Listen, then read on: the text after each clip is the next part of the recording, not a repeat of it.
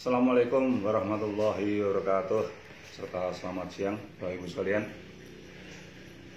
Kami informasikan bahwa kami merasakan ini kira-kira tahun depan ini pemerintah sudah tidak bisa lagi menanggulangi subsidi untuk listrik swasta, sehingga dipastikan kita akan menyusul nasib seperti Filipina, yaitu bubarnya Napocor atau PLN-nya Filipina tahun 2006-2007, sekitar itu prosesnya.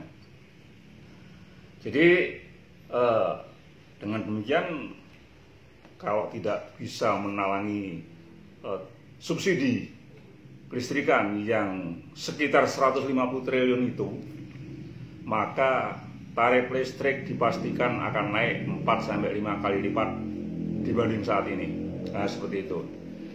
Kalau terjadi seperti itu, kami informasikan bahwa ya jangan kemudian terbawa oleh informasi, oh itu karena COVID. Tidak, bukan karena COVID itu. Ada pengaruhnya COVID-19 tapi sedikit. Karena apa? Karena yang jadi masalah itu karena masalah sistem, terutama Jawa Bali. Itu karena masalahnya kronis. Pembangkit-pembangkit swasta di Jawa Bali ini mayoritas sudah dikuasai 90% oleh asing dan aseng yang bekerja sama dengan para oknum jabat kita. Ya, ada oknum Menko, oknum menteri, ada mantan pejabat PLN, ya, mantan dirut PLN, ada oknum parlemen. Ini bareng-bareng atau bersama-sama ngeroyok pembangkitnya PLN, ngeruyuk ya, kemudian mengeroyok sistem kelistrikan khususnya Jawa Bali ini. Mengapa demikian? Karena memang ya kelistrikan empuk, sehingga terjadilah karena sudah dikuasai oleh swasta. Sementara kelistrikan ini sifatnya exclusive right. Secara teorinya Edward Ripper, bahwa sektor ketenaga listrikan ini memiliki karakter exclusive right dan infrastruktur.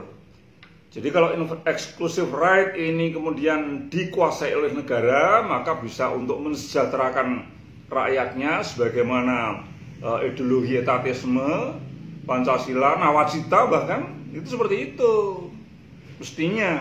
Tapi kalau exclusive right ini kemudian seperti sekarang dikuasai oleh swasta, maka swasta ini karakternya adalah kapitalis. Produksi serendah mungkin, ongkos produksi serendah mungkin, dan keuntungan semaksimum mungkin. Sehingga tarif listrik yang kemarin-kemarin dikelola oleh PLN itu kemudian menimbulkan subsidi hanya sekitar 50-60 triliun per tahun. Maka setelah sekarang dikuasai oleh swasta, melonjaklah subsidi itu menjadi sekitar 150 triliun pada 2020 ini. Ya seperti itu. Jadi bukan karena COVID. Ini perlu saya sampaikan kepada Bapak Ibu sekalian. Nah, ini tidak terlepas dari provokasi para pengamat liberal yang saat itu mengatakan bahwa listrik ini kalau dikuasai hanya PLN saja ini namanya monopoli. Ini perlu diberikan suatu persaingan seperti halnya pesawat.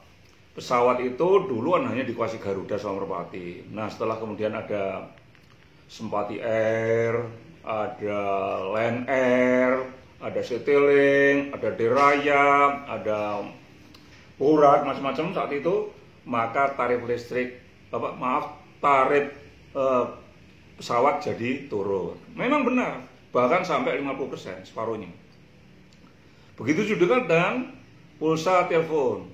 Telepon ini pada saat hanya dikuasai oleh Telkom, maka pulsanya, tarif teleponnya sangat tinggi. Tapi begitu ada Telkomsel, ada Satelindo, ada Mentari, ada Pro XL, ada M3, dan macam-macam, maka pulsa telepon langsung turun drastis. Begitu juga harga cabai rawit, harga tahu, tempe, daging sapi dan sebagainya yang waktu itu di kampung saya itu masih sedikit pedagang, harganya tinggi. Begitu kemudian pedagang sayuran, tahu tempe, cabai rawit dan sebagainya kemudian banyak, nah harga komoditas sayur tadi dan daging turun. Itu untuk komoditi yang sifatnya umum, konvensional, Bapak Ibu sekalian. Seperti itu. Nah ini para pengamat ini tidak memiliki ilmu tapi ngawur saja. Oh, listrik juga seperti itu. Kalau disaingi akan turun. Kami sampaikan saat ini di Jawa Bali itu pembangkitnya sudah dikuasai oleh Shenhua, Huadian, Sinomek, CNIC, Mitsubishi, Marubeni, Sumitomo dan sebagainya. Sehingga 90% sudah dikuasai mereka di sisi pembangkitnya. 10% saja PLN, itu pun hanya untuk menjaga stabilitas daripada frekuensi listrik dan juga peaking untuk beban puncak. Nggak sampai 3.000 dari 30.000 megawatt yang diperlukan di Jawa Bali ini. Itu di sisi pembangkitnya. Terus kemudian di sisi retail atau penjualannya, pemasarannya, yaitu jaringan yang masuk ke rumah kita, hotel kita, pabrik kita, dan seterusnya, itu sudah dijual oleh oknum direktur utama pada saat itu ke para Taipan 9 Naga. Contohnya aja kalau yang besar-besar, bulk, ya, curah atau wholesale market seperti halnya SCBD, kemudian Central Park, kemudian Meikarta dan sebagainya, itu banyak sekali. Itu sudah dijual ke para Taipan. Yang kecil-kecil token ke pabrik token. Kemudian diajarkan lewat Alfamart, Indomart, gerai-gerai yang kecil-kecil itu. Tapi intinya semuanya sudah bukan oleh PLN. Ini bahasa hukumnya namanya unbundling. Nah, jadi Jawa Bali sudah terjadi unbundling secara total dan sesuai teori multi buyer multi seller, yaitu mekanisme pasar bebas kelistrikan sudah terjadi seperti itu. Terjadi MBMS atau multi buyer multi seller.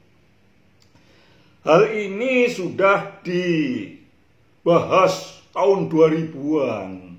Tahun 2000, Bapak Ibu sekalian. Ini sebenarnya adalah tekanan daripada terbitnya letter of intent waktu itu.